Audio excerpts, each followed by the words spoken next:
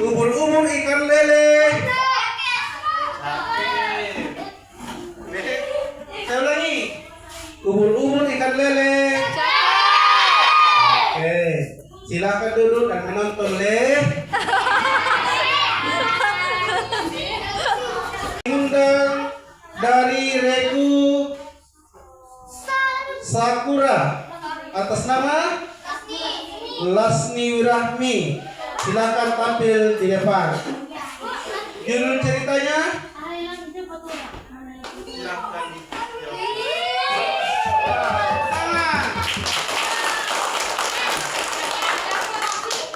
Perkenalkan, nama saya Lasni Wirahmi.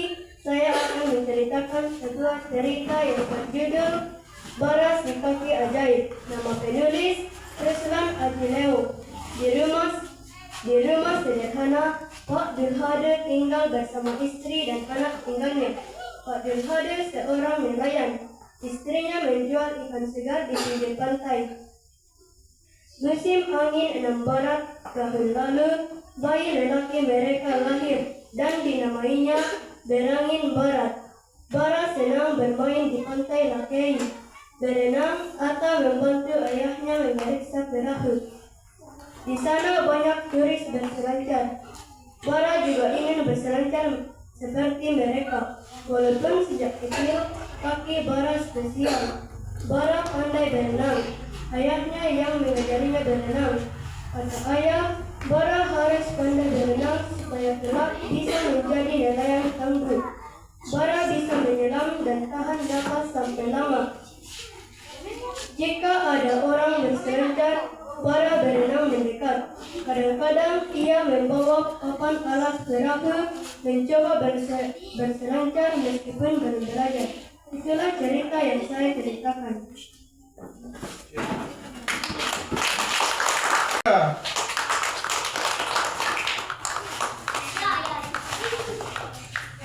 Perkenalkan, nama saya Venus. Nama panjang? Venus Batang.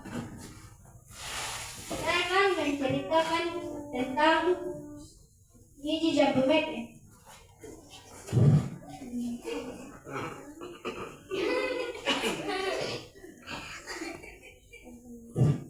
William ingin membelikan kemeja baru untuk ayahnya, tetapi uangnya tidak cukup. Setiap akhir pekan dia mengikuti ayahnya pergi bekerja, mengambil kayu di hutan untuk dikirim ke pengumpul kota. Setelah bekerja, William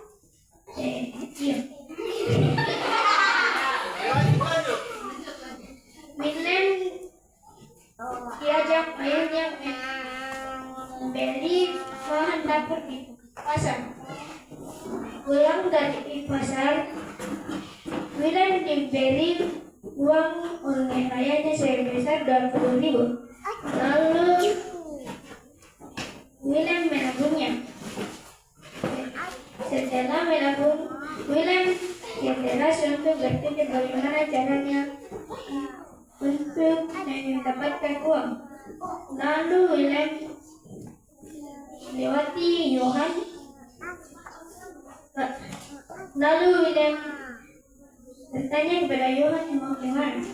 Lalu Johan berkata ingin menjual biji jambu mete ke rumah Pak Yul. Lalu William segera pergi ke ujung kampung, lalu mengambil biji jambu mete sebanyak-banyaknya. Setelah itu dia pergi ke rumah Pak Yul untuk dijual. Dia mendapatkan uang sebanyak 5.000 karena masih belum kering. Lalu William pulang dari rumah Pak Yul. Dia tidak sengaja melewati rumah Johan yang didapat biji jambu mete terletak di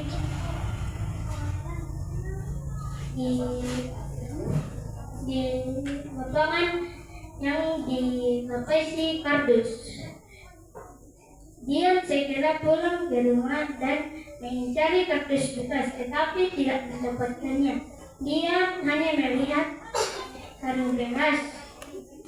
Lalu dia mengambil plastik,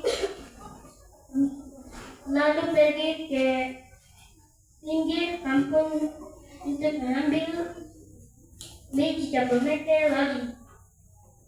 Lalu dia menjemurnya, tetapi sementara menjemur, dia dipanggil oleh Yohan untuk bermain bola.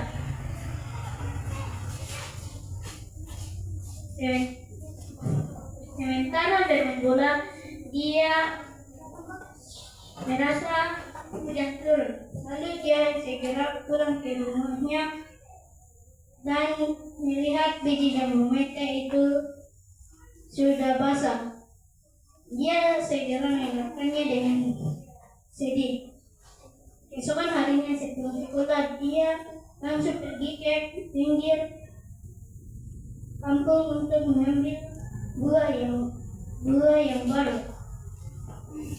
Setelah mengambil buah yang baru, dia menjemurnya bersamaan menjemur biji jambu mete yang sudah basah. Lalu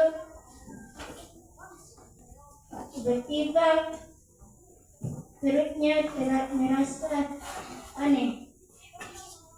Dia segera pergi ke kamar mandi.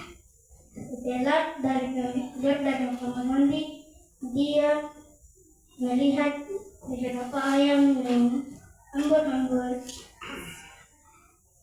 biji jambu metenya. Setelah mengisi ayam, dia memeriksa, tetapi untung tidak ada yang rusak. Setelah mengumpulkannya kembali, dia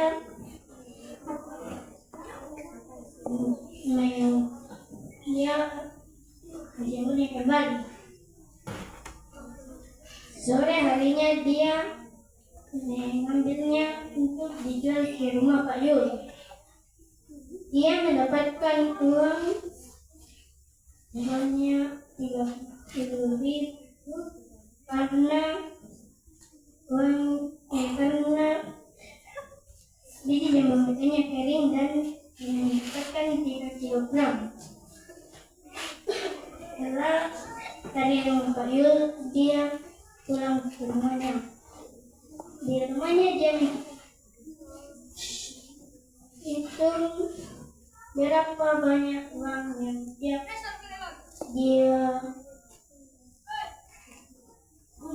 punya. Lalu dia menghitungnya dan dia mendapatkan cukup untuk membeli kemeja baru untuk ayahnya dan masih sisa 10.000. Keesokan harinya dia mengikuti ayahnya pergi bekerja dan dia langsung pergi membeli kemeja baru itu.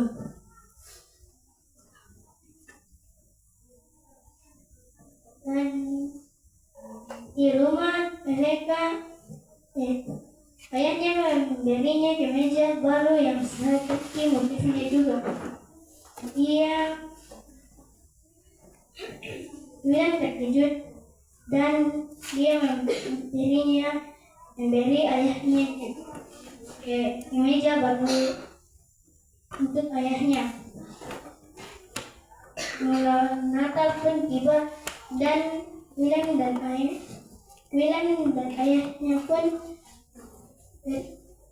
pergi ke gereja dengan pakaian lembaran atau seragam.